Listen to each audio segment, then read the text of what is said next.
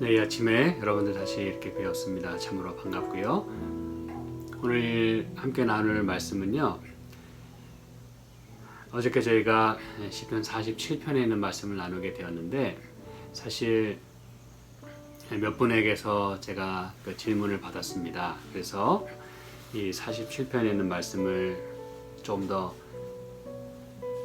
깊이 좀 살펴보는 그런 시간을 좀 가졌으면 좋겠습니다.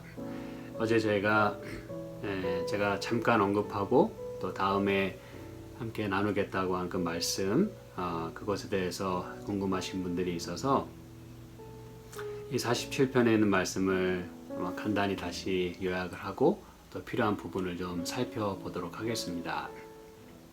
이것은 이제 예수님의 죽으심과 또 부활, 승천 그리고 하늘 보좌에 앉으시는 그러한 모든 총체적인 그분의 사역과 또 그분의 그 주권을 다시 회복하시고 또 이 세상을 다시 한번 주께서 또 통치하시게 된다고 하는 놀라운 그 메시지를 힘있게 전파하고 있는데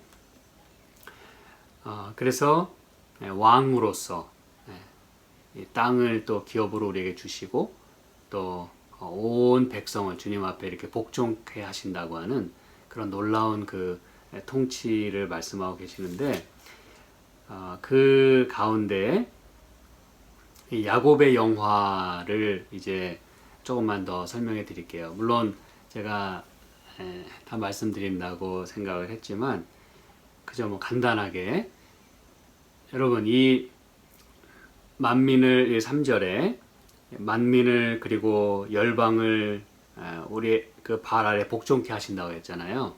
물론 이 발 아래 복종케 하신다고 하는 이 말씀은 가장 기본적으로 그리고 가장 첫 번째로 예수님에게 해당되는 말씀입니다. 그렇죠?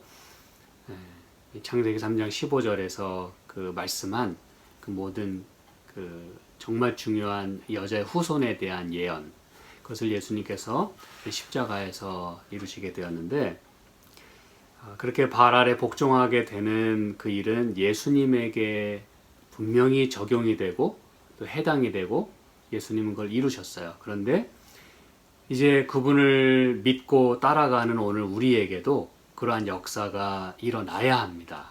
그렇죠? 그리고 그것은 또 성경에 약속이 된 것이에요. 살펴본 대로 로마서 이 16장 20절에 보면 굉장히 중요한 말씀이라고 제가 말씀드렸는데 로마서 16장 20절에 평강의 하나님께서 속히 사단을 너희 발 아래서 상하게 하시리라. 그래서 이 원수 마귀도 이제 우리의 발 아래서 복종하게 될 때가 있겠다 그랬어요. 여러분 사실 우리는 이 사단과 어떤 그 스테러스라든지 어떤 그 파워로 비교하자면 말도 안 되는 것이죠. 그렇죠? 우리는 우리 힘으로 사단을 이길 수가 없어요. 그 원수가 그 사단이 우리의 발 아래 이렇게 상하게 되고 복종케 되는 일은 우리 힘으로는 절대로 불가능한 일입니다. 그런데 여기서 분명히 말씀했듯이 평강의 하나님께서 그렇죠? 그분이 이 일을 행하실 거예요. 우리는 그분을 따라가고 그분 편에 서면 되는 것입니다. 이걸 우리가 원수의 편에 가담했다가는 이건 완전히 말도 안 되는 거예요. 그건 끝입니다. 근데 우리가 하나님 편에 서게 될 때 하나님께서 십자가에서 그렇게 원수를 발 아래 두신 것처럼 그 머리를 상하게 하신 것처럼 이제 우리의 발 아래서도 다시 말하면 우리를 그렇게 마침내 구원해 주심으로 완전하게 이제 죄의 존재로부터 자유하게 하시게 되는 그때에 우리를 데리러 이 땅에 다시 오시는 그 재림의 때에 그 모든 그 이미지 가운데 이제 우리가 하나님 편에 서서 우리도 하나님께로부터 완전한 구원을 받기 때문에 이제 사단은 우리의 그 발 아래서 상하게 되는 그러한 그 일이 있게 될 것이라는 것입니다, 여러분. 근데 이 와중에 이 말씀을 하는 중에 야곱의 영화가 왜 나오냐 이것이죠. 그렇죠? 야곱의 영화. 여러분 이 십자가에서 이 번제단에 그렇게 예수님이 올라가시게 됐을 때, 십자가에 달리시게 됐을 때, 여러분 이 십자가 이야기가 여기 이제 발 아래 복종케 하신다고 하는 그걸 통해서 이제 그분의 그 십자가 사역을 우리가 분명히 이해하지 않았습니까? 그렇죠? 그리고 이제 오늘 우리에게도 적용이 될 거라고 그렇게 말씀을 하시는 건데, 여러분 이게 왜 예수님의 십자가와 승천 이야기 또 보좌 이야기를 하고 있냐면, 말 그대로 여기 이제 5절에도 하나님 즐거이 부르는 중에 올라가시며 그랬잖아요. 여기 쓰인 모든 표현이 다 그 예수님의 승천과 관련된 이야기입니다. 하나님께서 그분을 일으키시고 또 올리우시고, 그리고 여기 뒤에 분명히 말씀했지만 이제 거룩한 8절에 거룩한 보좌에 앉으시는도다. 그래서 히브리 일정을 여러분이 읽어 보셨길 제가 바라지만, 그것에 이제 예수님의 그 죽으심과 부활, 승천, 보좌 이야기, 그 모든 것들이 아주 상세하게 기록이 되어 있는 걸 다시 한번 확인해 보시면 좋겠고요. 그래서 예수님의 여러분 십자가 이야기도 올라가고 또 승천 이야기도 올라간다는 것입니다. 그게 무슨 말이냐면, 요한복음 12장에 있는 말씀을 보시면은, 요한복음 12장 31절부터 볼게요. 이제 이 세상의 심판이 이르렀으니 이 세상 임금이 쫓겨나리라. 이건 여러분이 잘 아시다시피 예수님의 십자가 사건을 이야기하는 거예요. 내가 땅에서 들리면 모든 사람을 내게로 이끌겠노라 하시니, 이거 역시 예수님께서 십자가에 달리실 것을 말씀하는 것입니다. 제 얘기가 아니라 33절 이렇게 말씀하심은 자기가 어떠한 죽음으로 죽을 것을 보이심이러라 그랬어요. 여러분 예수님은 내가 그냥 십자가에서 죽겠다 뭐 이렇게 직접적으로 표현하시는 대신에 내가 땅에서 들리면이라는 그런 표현을 쓰셨어요. 한마디로 올라가면 그 뜻입니다. 여러분 십자가에 물론 달리니까 올라가긴 올라가는데, 여기서 이제 땅에서 들리면 이렇게 표현하신 것이 왜 어떻게 죽으실 것을 보이신 건가 이거예요. 제가 일전에 한번 말씀드렸습니다만, 이 헤롯 성전은요, 예수님 당시에 정말 장엄하고 이 로마 당국에서도 그것만큼은 보존하기를 바랬던 그 자랑으로 말이죠. 너무너무 아름다웠어요, 헤롯 성전은. 그리고 실제 성소, 이 하나님께서 말씀하셨던 이 광야의 성소와는 비교도 안 될 정도로 그 규모가 어마어마했습니다. 사이즈도 크고 또 이 금으로 많이 박아놨어요. 그래서 이 멀리서도 그 예루살렘에 있는 그 성전, 그건 아주 번쩍번쩍 빛났습니다. 그래서 이 AD 70년에 이 로마에 의해서 그 망하게 될 때도 예수님이 예언하셨었잖아요. 돌 하나 돌 위에 남지 않고 다 무너뜨리겠다. 그게 여러분 문자적으로 그렇게 성취되게 된 것이 실제로 금이 박혀 있었기 때문에 그래요. 돌과 돌 사이에. 그래서 그 금을 가지고 싶어서라도 그 돌을 다 무너뜨렸다는 사실이에요. 그래서 예수님의 말씀은 문자적으로 성취가 됐어요. 그만큼 아름다웠던 성입니다. 그리고 이 번제단도 이 헤롯 성전의 예수님 당시의 번제단은 굉장히 높았습니다. 사람 키 이상으로 그렇게 높았어요. 그래서 그 당시 사람들은 이렇게 땅에서 들린다 어떤 이런 표현을 쓰면 그것은 번제단에 올라가는 거구나. 왜냐하면 그 양을 이제 제사를 드리기 위해서 번제단에 올렸기 때문에 그래요. 들어 올렸기 때문에 그렇습니다. 번제단이 높으니까. 그래서 내가 땅에서 들리면 모든 사람을 내게로 이끌겠다라고 말씀한 이것은 예수님께서 자기가 어떠한 죽음으로 죽을 것을 보이신 것이다 그랬어요. 그래서 여기 이제 들린다라고 하는 표현이 올라간다라고 하는 단어와 같은 단어입니다, 여러분. 그럼 이제 이게 무슨 얘기인지 아시겠죠? 그래서 47편에 이렇게 발 아래 원수가 복종하게 되는 그 일, 다시 말하면 십자가의 그 사건도 이렇게 올리우시는 그 말씀이 이루어지는 것이고, 또 5절에서 하나님 즐거이 부르는 중에 올라가시며, 이거 역시 이제 같은 단어인데 이것은 또한 하나님 앞으로 올리우시는. 그래서 요한계시록 12장에도 그 여자가 낳은 그 아이, 그렇죠? 아이가 또 하나님 앞에 올려 가시더라. 그게 이제 예수님의 승천 이야기거든요. 그렇죠? 그래서 여기 이렇게 예수님께서 비록 십자가의 죽음을 죽으셨지만 가장 낮은 자리까지 가셔서 그렇게 죽으셨지만 모든 사람에게 멸시를 받고 그렇게 희생하시고 고난을 받으셨지만 하나님께서 그분을 들어 올리셨다는 거예요. 부활 때는 일으키시고, 그렇죠? 이 성경에서 일으킨다라고 하는 건 상당히 중요한 단어이고, 또 그것 없으면 우리는 희망이 없어요. 이 부활이라고 하는 거, 그렇죠? 그래서 하나님이 이렇게 그분을 또 성령으로 일으키시고 또 그분을 하나님 앞으로 올리우십니다. 이게 이제 우리가 살펴본 대로 시편 24편의 그 장엄하게 예수님께서 그 하나님 앞으로 이렇게 가시는 그 놀라운 그 이미지가 이곳에도 있는 거예요. 그래서 그분은 온 땅에 이제 여기 6절에 찬양하라 이렇게 이제 이야기하면서 7절에 하나님 온 땅의 왕이심이라, 그분이 이제 다시 그 킹십을 회복하시는 거예요. 이 땅에 비록 연약한 인간으로 오셨지만 다시 그분은 원래 그 위치로 돌아가시는 거예요. 그리고 8절에 보좌에 거룩한 보좌에 앉으셨도다. 열방을 치리하시며 9절에도 저는 지존하시도다. 가장 the most high, 가장 그 존귀하신 하나님, 지존하신 하나님, 지극히 높으신 하나님.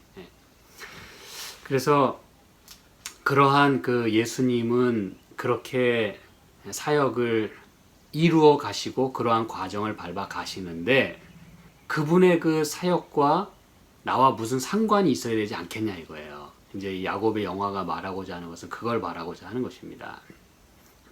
우리 없이 하나님이 혼자 뭐 쇼하신 거예요? 뭐 혼자 뭐 잘난 것 이렇게 뽐내셨어요?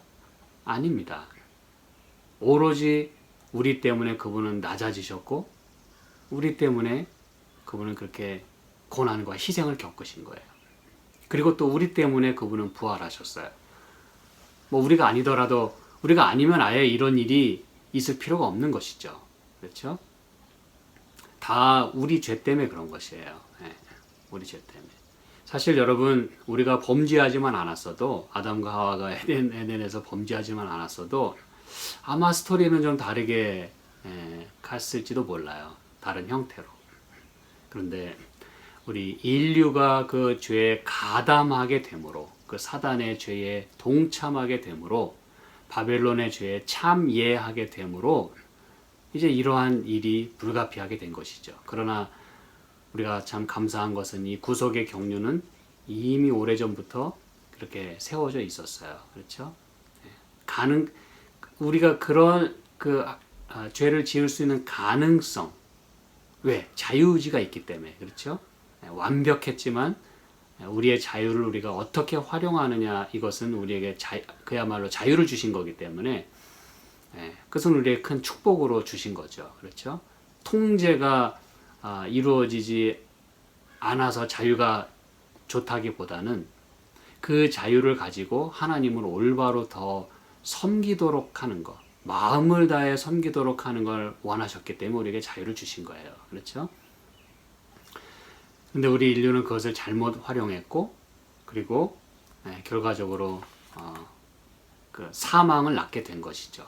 그래서 예수님이 이제 그 낮은 지경까지, 그렇지만 그분은 이 일을 마무리하시고 또 하늘 보좌까지 가셨어요. 그런데 그 구원을 받은 우리는 여기서 어떤 역할을 하고 어떤 모습으로 드러나고 또 어떻게 그분의 사역에 동참해야 할 것인가를 묻고 있는 것입니다. 그래서 하나님이 예수님을 들어 올리시고 또 그렇게 일으키시고 그렇게 다시 회복시켜 주신 것처럼 이 야곱의 영화가 이야기하고자 하는 것은 그 우리의 그 모습과 우리의 구원을 설명하기에 가장 적합했던 것 같아요. 야곱의 영광이. 그래서 그것은 사단의 그런 모습도 포함하는 것이라고 어저께 제가 살펴봤지 않습니까? 영광이라고 하는 거, 교만이라고 하는 거, 자랑이라고 하는 거, 그렇죠? 그런데 그러한 그 영광, 그 자랑과 교만을 우리가 우리 자신을 낮추게 될 때 하나님은 정말 그것이 자랑이고 영광이 되게 해주신다고 하는 이 야곱의 스테더스를 그렇게 속이는 자에서 이스라엘로 바꾸어 주신, 그렇죠? 그렇게 해서 구원을 얻게 하신 그런 하나님.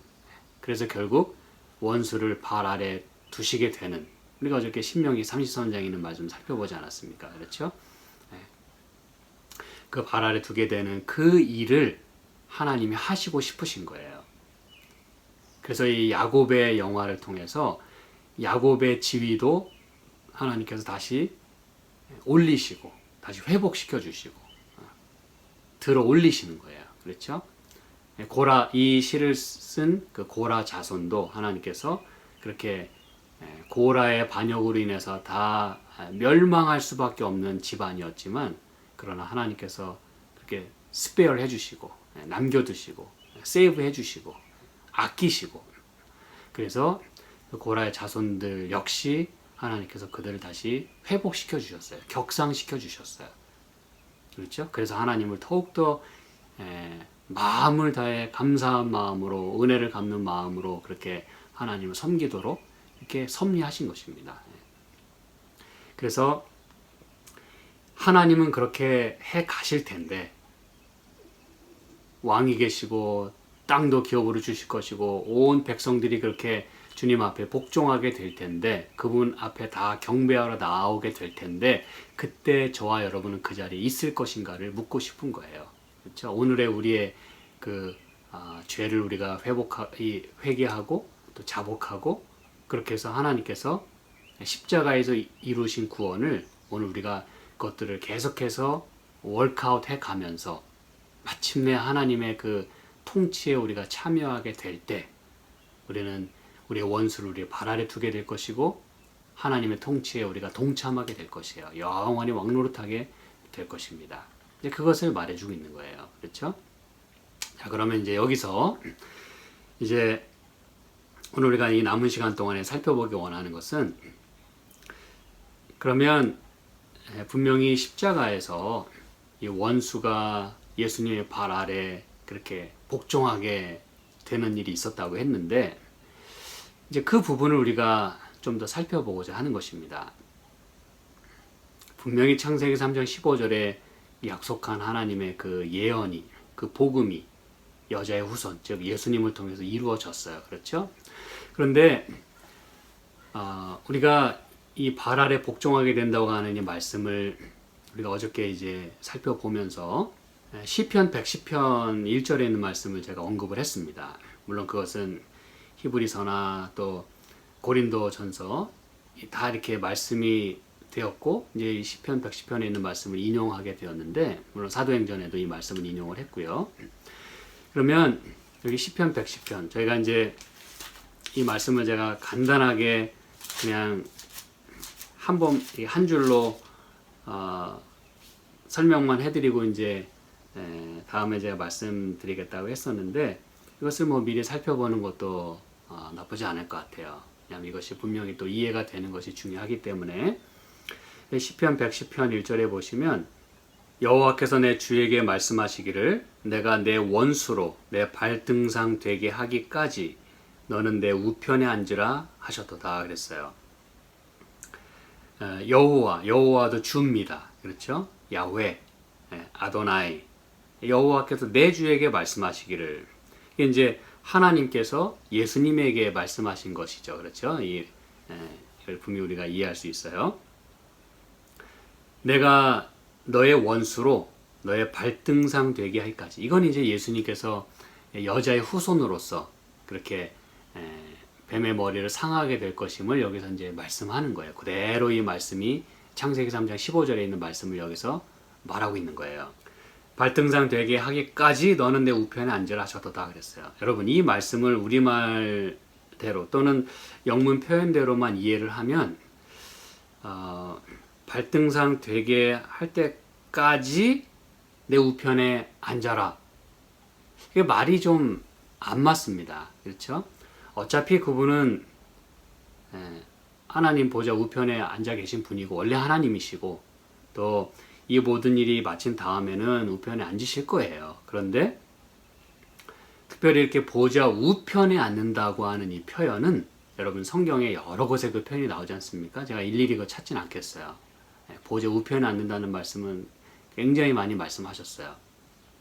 굉장히 중요한 부분인데 이것은 원래 그분은 하나님 보좌에 앉으신 분이잖아요. 그럼에도 불구하고 이 표현 보좌 하나님 우편에 앉게 된다라고 하는 이 표현은 특별히 예수님의 십자가 사건 이후에 그분이 하늘 보좌에 다시 앉으시게 되는 것을 다 지칭을 합니다. 다 그걸 가리키고 있는 거예요. 그럼 여러분 하나님 보좌 우편에 앉게 되셨는데 지금 그렇죠? 성경 여러 곳에 분명히 이렇게 말씀했는데 내 원수로 내 발등상 되게 하기까지 그러면은 아직 그러면은 지금 예수님 보좌에 앉으셨다면 이 말은 아직도 이 일이 이루어지지 않은 것으로 이해가 돼야 돼요. 그렇죠? 이 내 원수로 내 발등상 되게 하기까지니까 그때까지 너는 내 우편에 앉아 있으라 그 얘기니까 지금 보좌에 앉으셨으니까 아직 그 일은 이루어지지 않았구나. 그리고 언젠가는 그 일이 이루어질 거구나. 그러면 이상합니다. 이게 도무지 말이 안 돼요. 그렇죠? 먼 미래의 일로 느껴지고 분명히 이 창세기 3장 15절은 이 사단의 머리를 상하게 하는 발꿈치를 상하게 하고 또 사단의 머리를 상하게 하는 그 일이 분명히 있겠다고 말씀했는데 그건 십자가에서 이루어졌는데 이 말씀이 도대체 이게 먼 미래의 일로 이해될 수밖에 없는 것은 이 성경 번역에 문제가 있기 때문에 그렇다고 저는 생각을 합니다. 영문 표현이든 우리말 표현이든 다 이렇게 까지라고 번역을 했어요. 물론 여기 쓰인 그 아드라고 하는 그 히브리어 단어 그 전치사 때문에 그래요. 그것은 이제 말 그대로 뭐뭐하기까지입니다. 그 일반적인 경우에 쓰였던 그런 해석이에요. until 뭐뭐 할 때까지. 근데 여러분 이 아드라고 하는 그 전치사가 여기서도 그렇게 까지라고 번역이 되면은 앞뒤가 맞질 않습니다. 우리는 분명히 예수님 십자가를 이해하고 또 예수님께서 지금 하늘 보좌 우편에 앉아 계신 거 다 알아요. 그럼에도 불구하고 이 말씀을 이대로만 우리가 보려고 하면 이 자체가 모순처럼 보입니다. 도무지 이해가 안 가요. 분명히 발등상 된 일은 있었는데 그때까지 너는 내 우편에 앉으라. 말이 되질 않습니다. 예수님은 적어도 이 땅에 계실 때는 또 하나님 보좌 우편에 계시질 않았거든요. 그렇죠? 그래서 여러분 이 아드라고 하는 전치사는 어떻게 번역이 되어야 되느냐 이것이에요. 그러면은 그렇죠? 그래서 이 말은 그때까지라고 번역을 여기서는 해야 되는 것이 아니라 그 다른 그 용례나 또 다른 뜻에 보면 그 아드라고 한 전치사가 그때 마침내라는 그런 의미로 번역이 되어야 합니다. 이런 것들은 여러분이 성경에 이렇게 적어두시면은 아마 일평생에 도움이 될 거라고 생각을 합니다. 성경을 보실 때마다 이해하시게 되고 또 잊어버리지 않게 돼요. 그때 마침내라고 번역이 돼야 됩니다. 그때까지가 아니라 이게 이제 제 얘기가 아니라 여러분이 이제 성구사전을 찾아보시고 또 이렇게 여러 부분을 살펴보시면 분명히 확인하실 수가 있어요. 그러면 이게 그때 마침내 이렇게 번역이 돼야 된다면 이 말씀이 어떻게 번역이 돼야 되느냐? 내가 내 원수로 내 발등상 되게 할 때 그때 마침내 너는 내 우편에 앉게 될 것이다. 앉으라. 그 얘기입니다, 여러분. 그래서 여기 이제 아드라고 하는 이 전치사는 여기서 어떻게 이해가 되어야 되냐면 어떤 그 사건 혹은 계기, 이 계기라는 단어, 계기, 그리고 이 turning point, 그것으로 이해되어야 한다는 것이에요. turning point로. 그래서 여러분, 제가 여기 이제 특별히 이제 BDB, 굉장히 그 유명한 이 히브리어 성구 사전인데 보시면은 in poetry, art is used to mark not an absolute close, but an epoch or turning point in the future. 이렇게 돼 있어요. 이건 뭐냐면은 이것으로 절대적으로 끝나는 일이 아니라 이것은 미래에 어떤 그 중요한 계기 내지는 터닝 포인트를 가리키는 것이다. 이렇게 돼 있어요. 아드의 그 뜻 가운데 말이죠. 그래서 이 말씀은 내가 내 원수로 돼 발등상 되는 것으로 끝나는 게 아니라 무슨 얘기인지 아시겠죠? 굉장히 중요한 걸 제가 지금 말씀드리는 거예요. 이게 여러분 혼동되고 이해가 안 되면 이 구속의 그 역사의 흐름이 이 말이 안 되게 됩니다. 예. 그래서 내가 내 원수로 내 발등상 되게 하는 일로 absolute close가 아니고 이것으로 완전히 끝나는 게 아니고 이걸 계기로 해서 이것이 터닝 포인트가 되어서 어떤 일이 일어날 것이다 이거예요. 그래서 원수가 예수님의 발등상에 놓이게 될 때 그 머리를 상하게 되는 그 일로 인해서 무슨 일이 있을 것이냐 하면 예수님이 하나님 보좌 우편에 앉게 되는 일이 있게 된다는 거예요. 그래서 이제 요 뒤에 쭉 이야기를 합니다. 시편 110편 이제 저희가 나중에 또 살펴볼 때 놀라운 말씀이 이 가운데 있어요. 십자가 사건과 더불어 예수님께서 도대체 어떤 일을 하시는지에 대한 그 스토리, 굉장히 중요한 말씀이 이 가운데 있습니다, 여러분. 하나님 보좌 우편에 앉으시게 되는 그 일들을 여기서 다 묘사하고 있어요. 그래서 이 말씀을 그러면 목사님 그러면 이게 꼭 그렇게 번역돼야 된다는 법이 어디 있습니까? 뭐 다른 예는 없습니까? 물론 있죠. 우리 호세아서에 있는 말씀 좀 볼게요. 호세아서 10장 12절입니다. 호세아서 10장 12절. 너희가 자기를 위하여 의를 심고 긍휼을 거두라. 지금이 곧 여호와를 찾을 때니 너희 묵은 땅을 기경하라. 마침내 여호와께서 임하사 의를 비처럼 너희에게 내리시리라.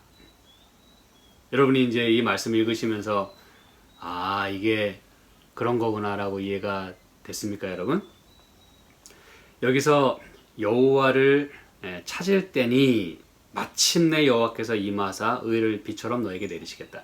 이게 여러분 여기 이제 아드라고 하는 그 전치사가 쓰인 거거든요. 근데 이렇게 해석이 돼야 된다는 거예요. 여기서는 이렇게 해석이 된 것입니다. 아드가 그렇게 쓰인 거예요. 그 뭐냐? 지금은 여호와를 찾을 때라 이거예요. 그렇게 찾게 되면 마침내 무슨 일이 일어날 것이냐 이거예요. 무슨지 아시겠죠? 예수님이 여기 이제 여호와께서 임할 때까지 여호와를 찾으라 뭐 이게 아니라 그때까지 찾으라 그게 아니에요. 너희가 찾게 되면 마침내 그 찾게 될 때 마침내 여호와께서 여호와께서 임하사 의를 비처럼 너희에게 내리시겠다라고 하는 약속이 주어진다는 것입니다, 여러분. 이게 바로 그거예요. 그래서 시편 110편에 있는 이 말씀도 내가 내 원수로 내 발등상 되게 할 때 그때 마침내 너는 내 우편에 앉게 될 것이다. 내 우편에 앉으라. 이렇게 말씀하시는 거예요. 이것은 여러분 예수님 자신에게도 큰 그 위로가 되고 용기가 되는 말씀이었을 것입니다. 하나님 말씀으로 그분은 늘 용기를 얻으셨는데 이 히브리서도 말씀했지만 그렇죠? 그 앞에 있는 즐거움을 위하여 십자가를 뭐 하셨다 그랬어요? 참으셨다 그랬어요. 여러분 성경은 참으로 아름답게 이렇게 약속이 주어지고 또 이루어지는 것이에요. 그래서 여러분 고린도전서 15장에도 이렇게 말씀합니다. 고린도전서 15장. 제가 어저께 그저 성경절만 언급하고 이런 말이 있다라고만 언급하고 넘어갔었어요. 그렇죠? 고린도전서 15장. 이건 이제 예수님의 이 땅에 오실 때, 다시 재림하실 때 우리가 이제 부활하게 될 거 이런 거 다 말씀을 하면서 25절. 저가 모든 원수를 그 발 아래 둘 때까지 불갑을 왕노릇 하시리니 26절까지 맨 나중에 멸망받을 원수는 사망이니라 그랬어요. 여러분 여기도 저가 모든 원수를 그 발 아래 둘 때까지 불갑을 왕노릇 하시리니, 그럼 여러분 둘 때까지 왕노릇 하시면 둔 다음에는 왕노릇 안 하시겠다는 얘기예요? 그거는 말이 안 되는 얘기죠. 그렇죠? 네. 그래서 저가 모든 원수를 그 발 아래 두게 될 때, 그때 그분은 불갑을 뭐 그냥 당연히, 그분은 he must reign. 그분은 당연히 왕노릇 하시게 된다. 우리와 더불어 말이죠. 그래서 맨 나중에 멸망받을 원수는 사망이니라 그랬어요. 사망아 너의 쏘는 것이 어디 있느냐. 이 마귀의 그 죽음과 더불어, 그 멸망과 더불어 사망 자체가 끝나는 거예요. 그게 바로 요한계시록 19장, 20장 뭐 이야기하고 있는 그 둘째 사망인 것이에요. 한번 읽어보시기 바랍니다. 불못이라고 돼 있기 때문에 영원히 타는 지옥으로 생각하지만 그 불못 자체가 second death라고 분명히 말씀을 했어요. 제 얘기가 아니잖아요. 성경이 둘째 사망이니라 그랬잖아요. 그 사망이 바로 죄의 삭선 사망이라고 할 때 그 사망이고, 여기서 맨 나중에 멸망받을 원수는 사망이라 할 때 그 사망입니다. 이게 맨 마지막에 멸망받을 원수예요. 원수는 멸망받습니다. 그게 사망으로 끝나는 거예요. 뭐 영원히 고통받는 거 아니에요. 이게 둘째 사망 이야기입니다. 그래서 여러분 우리가 이 성경을 그렇게 이해를 해야 분명히 이해가 되는 거예요. 자, 그래서 이게 뭐 다른 뭐 용례도 있고 또 설명도 많습니다만 제가 이렇게 여기까지만 이 부분은 말씀을 드리고요. 그래서 예수님이 이 사단을 당신의 발 아래 복종시킨 때가 바로 이제 십자가 사건인데, 그럼 여러분이 또 질문하실 수 있겠어요. 그러면 이 원수의 머리가, 사단의 머리가 상하게 됐으면 그걸로 끝나야지 왜 아직도 이 세상은 안 끝나고 있습니까? 왜 원수는 죽지 않았습니까? 성경은 머리가 상한다 그랬지 사단이 그때 죽는다고 말하지 않았어요. 그렇죠? 이게 여러분 성소 제도와도 그대로 이렇게 연결이 돼서 가는 거예요. 여러분이 이 구원의 역사와 구원의 스토리를 성소 제도를 제외하고 보신다면 마음대로 보고 싶은 대로 보게 될 거예요. 근데 여러분 하나님이 곁길로 가지 않도록, 빗나가지 않도록 하기 위해서 성소 제도를 우리에게 주셨어요. 너무너무 감사합니다. 그게 아니면 여러분 해석하고 싶은 대로 해석할 거예요. 지금 많은 사람들이 그렇게 하고 있는 것처럼. 십자가에서 다 이루신 구원을 왜 무슨 조사 심판이 필요하고 무슨 또 나중에 구원을 받고, 우리가 이미 구원 받았는데 이렇게 얘기하면 여러분 참 답답한 이야기입니다. 여러분 성경을 하나만 알고 열을 모르는 게 아니라 하나 자체도 제대로 모르고 있는 거예요. 거기에서 메스업됐기 때문에 완전히 다 뒤죽박죽 되는 것입니다. 하나도 제대로 이해를 못한 거예요. 가장 중요한 거를. 예수님이 이 땅에서 이루신 구원은 번제단에서의 그분의 사역을 완전히 이루신 거예요. 이 땅에서 메시아로 오셔서 이 땅에서 우리의 죄를 다 속하시는, 우리의 죄를 다 이렇게 전가받으시는, 무슨 얘기인지 아시겠죠? 죄를 전가시키고 의를 또 전가시키는 그 일이 100% 이루어진 거예요. 근데 여러분 사단은 아직도 활동을 합니다. 그렇죠? 머리를 상하게 됐다는 얘기는 그가 치명타를 입게 됐다는 사실이에요. 그리고 그의 운명은 그때 완전히 운명 지어졌어요. 말 그대로. 왜냐하면 그는 이제 오도 가도 갈 데가 없게 됐어요. 그래서 이 땅으로 그가 내어 쫓겼다라고 요한계시록 12장에 이야기를 하는 것이에요. 제가 지금 자세하게 다 성경절 찾고 설명드리진 않겠습니다. 그는 하늘 보좌에서 처음에 쫓겨났고, 그리고 하늘 회의까지는 참석할 수 있게 됐어요. 그 전쟁 이후에. 그런데 그 욥 이야기가 이제 그걸 말해주는 거 아닙니까? 그렇죠. 욥의 이야기는 굉장히 중요해요. 그런 의미에 있어서 우리가 눈으로 볼 수 없는 그 장면들, 지금 무슨 일이 우리의 삶의 배후에서 일어나고 있는지를 보여주고 있잖아요. 그렇죠? 성경은 전혀 모호한 책이 아니에요. 뭐 하늘에서 전쟁이 있었고, 뭐 하나님과 사단 사이에 무슨 대쟁투가 있고, 다 그거 가상적인 이야기가 아닙니다, 여러분. 성경에 다 말씀하고 있잖아요. 또 성경에 또 전쟁이 있었다고 했고, 근데 거기서 보면 쫓겨나는 일이 몇 번 있어요. 요한계시록 12장에 그 표현이 몇 번 나옵니다. 그는 하늘 보좌로부터 쫓겨났어요. 그는 덮는 그룹이었고 천사장이었어요. 그렇죠. 가장 높은 지위에 있었던 천사였지만 그 자리에서 쫓겨난 거예요. 그렇지만 십자가 사건 이후에 형제들을 참소하고, 그렇지만 예수님의 그 십자가 구원으로 인해서 자기의 정체가 모든 게 다 폭로됐기 때문에 그는 이제 하늘 회의에 참석할 수가 없어요. 그래서 땅으로 내어 쫓겼다라고 굳이 그렇게 성경에 표현하고 있는 게 그 이유 때문에 그래요. 그는 이제 이 땅에 갇힌 거예요. 그의 활동 범위는 이 지구밖에 없어요. 게다가 그는 영원히 살 존재가 아니라 예수님이 이 땅에 오시고 또 천년의 시간이 흐르고 그 모든 게 다 요한계시록에 말씀하고 있지 않습니까? 그래서 그의 끝이 성경에 예언이 돼 있어요. 그게 바로 다 불못에 던지게 되는 거야. 불과 유황으로 멸망받게 될 때, 그때 그것이 둘째 사망으로 완전히 클리어되고, 그 다음에 요한계시록 22장에 새하늘과 새 땅이, 여기 21장에도 새하늘과 새 땅을 보니 처음 하늘과 처음 땅이 없어졌고 그랬어요. 여러분, 없어졌다는 표현을 여러분이 놓치시면 안 돼요. 없어졌다잖아요. 처음 하늘과 처음 땅이. 근데 왜 여전히 뭐 지옥에서 뭐 고통받고 그런 곳이 어디 있습니까, 여러분? 그거 어디 있는 거예요, 도대체? 처음 하늘과 처음 땅도 없어졌다는데 도대체 그 지옥은 어디 있는 것입니까? 누가 만들어낸 거예요, 그거? 어디 있는지 좀 얘기 좀 해주세요.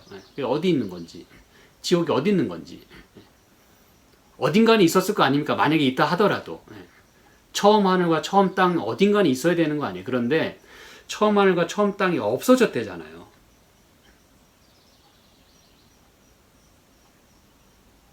없어졌대잖아요. 그래서 여러분, 이거는 영원히 불타는 게 아니라 그냥 둘째 사망으로 끝나는 거예요. 멸망받을 원수는 사망이니라. 죄의 삭은 사망이다. 끝이에요, 그걸로. 이 부분에 대해서는 저희가 또 앞으로 계속 말씀을 나누겠고요. 그래서 여러분, 이렇게 그 사단의 운명은 십자가 사건으로 인해서 완전히 운명 지어졌어요. 그랬기 때문에 그는 자기의 그 남은 시간 동안에 우는 사자와 같이 삼킬 자를 찾는 거예요. 하나님 믿는 백성 하나라도 덜 믿게 하고, 하나라도 못 믿게 하고, 하나라도 멸망시키기 위하여 그렇게 애를 쓰는 것입니다, 여러분. 한마디로 마지막 발악을 하는 거예요, 발악을. 자기 운명이 결정지어졌잖아요.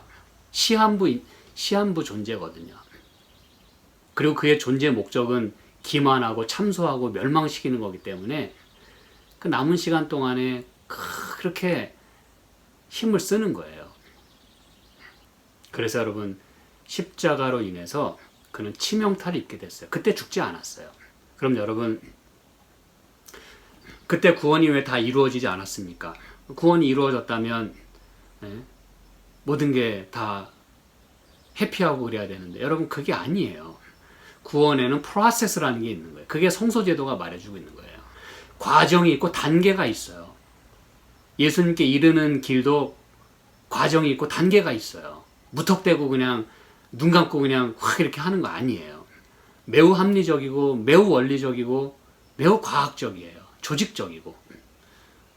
영생이 달린 문제인데 여러분, 그게 그냥 눈 감고 이렇게 뭐 아웅하는 식으로 되는 것 같습니까, 여러분? 절대 그렇지 않아요. 우리가 구원받았다고 대충 뭐 한 번 구원받았으니까 뭐 죄를 졌고 살인을 해도 구원받는다고 가르치는 그 강단에서 가르치는 게 어떻게 그렇게 가르칠 수 있는지 모르겠어요. 예. 그럼 여러분 다 소용없는 일이에요. 성경은 분명히 너희 받은 구원을 등한히 여기지 말라 그랬어요. 떠내려갈까 조심하라 그랬어요. 히브리서 2장에. 그 외에도 여러분 수없이 많습니다. 심지어 혼인 잔치까지 참여를 했잖아요. 근데 뭐가 없어서? 예복이 없어서. 그걸 어떻게 이해하시겠습니까, 여러분? 잔치에 참여했으면 그걸로 구원 받아야지 왜 쫓겨나는 일이 있습니까? 자, 그래서 여러분, 왜 그럼 예수님은 십자가에서 그냥 다 끝내시지? 뭐 또 재림도 하시고 뭘 이렇게 복잡하게 하시는 걸까요? 여러분, 십자가에서 구원이 그래서 끝일 수가 없는 것입니다. 왜냐하면 예수님이 우리 죄를 지시고 다 돌아가셨다 그래서 우리가 만약에 하늘 갈 수 있다고 한다면, 여러분 제가 지금 굉장히 중요한 말씀 드리는 거예요. 예수님이 십자가에서 우리를 위해서 돌아가셨다는 것 때문에 내가 하늘 갈 수 있다면 다 가야 되는 거 아닙니까? 그래요, 안 그래요? 예수님이 모든 인류를 위해서 다 십자가에서 돌아가셨잖아요. 그러면 모든 사람은 다 하늘 가야 돼요. 그 논리대로라면 제 말이 맞죠. 근데 여러분, 성경은 그렇게 가르치고 있지 않아요. 그리고 그렇게 될 수도 없는 것이, 내가 예를 들어 양에게 죄를 전가시켰잖아요. 근데 그 죄를 전가시킬 때 나는 예를 들어 제가 말씀드리는 거예요. 내 마음에 악을 품고 있을 수 있어요. 무슨지 아시겠죠? 내가 잘못했습니다라고 죄를 고백해요. 그리고 양은 죽습니다. 그러면 내가 그렇게 죄를 고백하고 양이 죽었다 그래서 내가 하늘 갈 수 있어요? 내 속에 악을 품고 있는데? 말이 됩니까, 여러분? 이거 뭘 말해주느냐? 죄를 전가시켰지만 그 죄가 완전히 프로세스가 끝나기 전까지, 율법의 요구를 이 법궤에서 완전히 어린 양의 피가 그것을 이루기 전까지 내가 그 삶을 증명해야 되는 거예요. 여러분, 이게 굉장히 중요한 말씀입니다. 내가 예수님의 구원을 가지고 어떻게 하나님을 닮아가고 하늘 갈 준비가 됐는지를 보여줘야 된다는 뜻이에요. 그래야 여러분, 하늘 거민들도, 하늘 천사들도 인정을 할 거 아닙니까? 얘는 예수님께서 정말 과연 이 죄인을 위해서 돌아가셨고, 이 죄인은 정말 예수님의 그 희생을 자기의 것으로 받아들이고 정말 하나님 위해서 살았구나, 하늘 갈 자격이 있구나, 뭐 최소한 이 정도는 돼야 되는 거 아닙니까, 여러분? 왜 성경에 자격심사 얘기를 그렇게 많이 하는 것입니까? 예복을 입었나 보시고, 왜 그거 봐야 되는 것입니까? 당연히 그 잔치에 다 초청은 했어요. 십자가에서 다 구원이 이루어져요. 다 초청을 했어요. 그러면 초청받은 사람은 잔치에 참여할 만한 모든 준비를 다 갖추고, 왜 여러분 열처녀 비유, 왜 그게 필요한 것입니까? 왜 등불을 들고 기다리고 준비를 해야 되는 것입니까?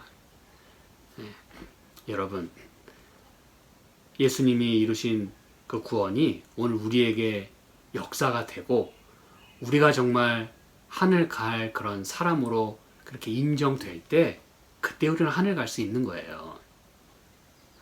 구원이 우리에게 다 주어지지 않았어요? 주어졌어요.